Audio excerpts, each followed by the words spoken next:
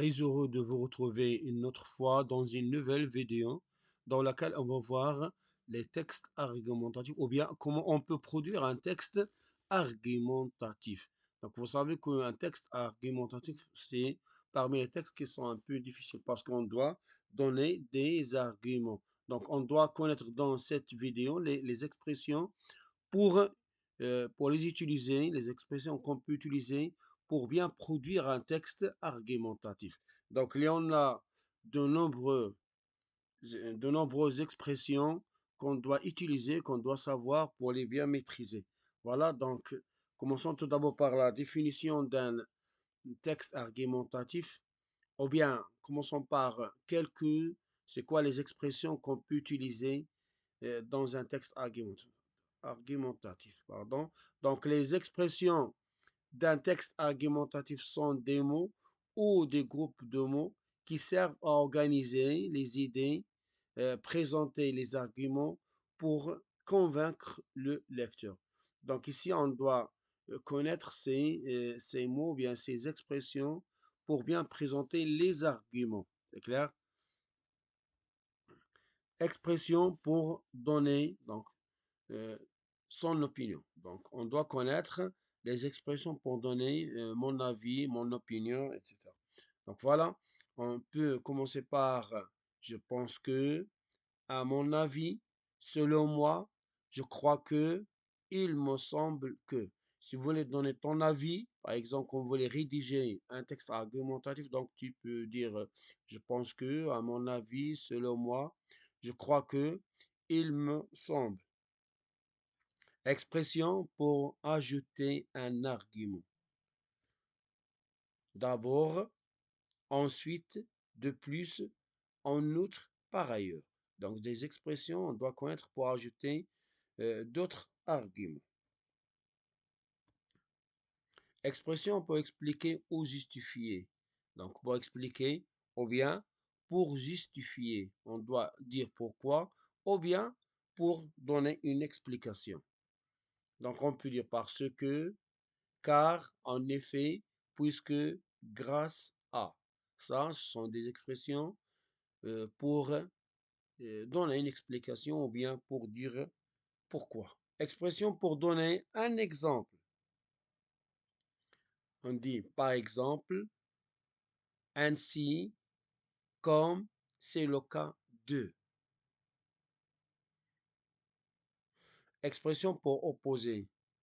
Pour opposer, donc tu n'es pas d'accord, donc tu peux donner une expression, tu peux utiliser ces expressions pour montrer pourquoi tu n'es pas d'accord, etc.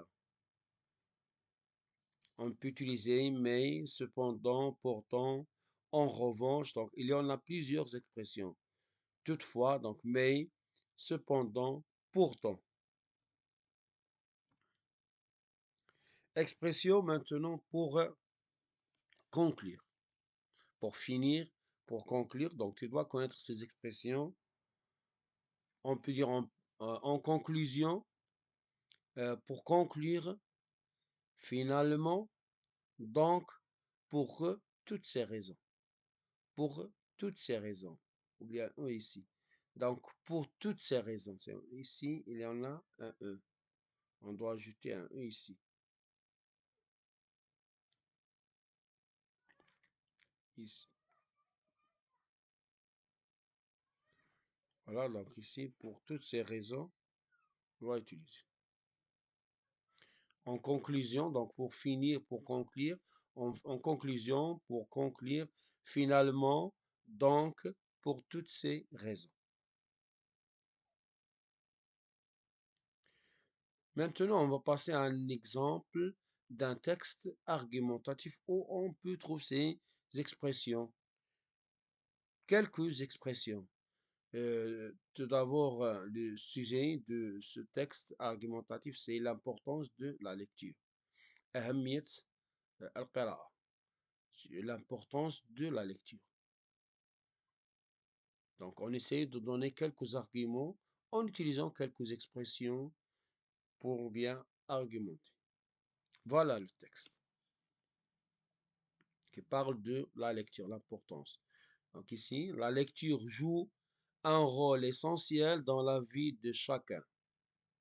Elle permet d'abord d'enrichir le vocabulaire et d'améliorer l'expression écrite et orale.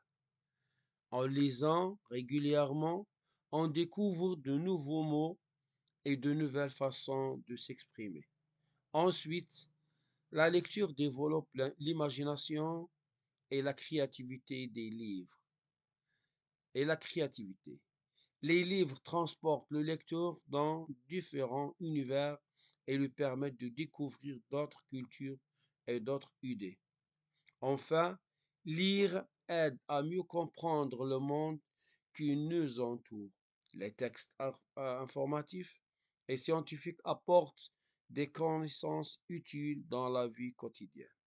Pour toutes ces raisons, la lecture est une activité indispensable qui contribue au développement intellectuel et culturel de la personne. Donc, vous voyez ici, pour les expressions qui sont en rouge, donc ce sont les expressions qu'on peut utiliser pour argumenter. Donc ici, on a d'abord, on a ensuite, enfin, et pour toutes ces raisons.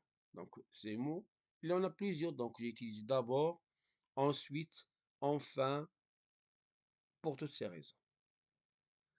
Les arguments ici, donc, la lecture joue un rôle essentiel dans la vie de chacun. Elle permet d'abord d'enrichir, donc parmi les arguments, donc enrichir le vocabulaire et améliorer l'expression écrite et orale. Irna arasid al-lughawi. Donc ici, elle permet d'enrichir le vocabulaire et d'améliorer l'expression écrite et orale. Ça parmi les arguments. En lisant régulièrement, on découvre de nouveaux, voilà, deuxième argument, on découvre de nouveaux mots et de nouvelles façons de s'exprimer. Donc, on découvre, donc, اكتشاف يعني كلمات جديدة وعبارات للتعبير. On découvre de nouveaux mots et de nouvelles façons de s'exprimer. Deuxième argument. Ensuite, on ajoute, pour ajouter, on dit ensuite, la lecture développe l'imagination لتطور القدرات الخيالية والإبداعية. Donc, développe l'imagination et la créativité. Développe l'imagination et la créativité. Voilà. Troisième argument. Les livres transportent le lecteur dans des différents univers et lui permettent de découvrir. Voilà. Autre argument. Découvrir d'autres cultures et d'autres idées. Donc, اكتشاف عادات وتقاليد أخرى. Enfin, lire aide à mieux comprendre le monde qui nous entoure. Les textes informatifs et scientifiques apportent des connaissances utiles dans la vie quotidienne.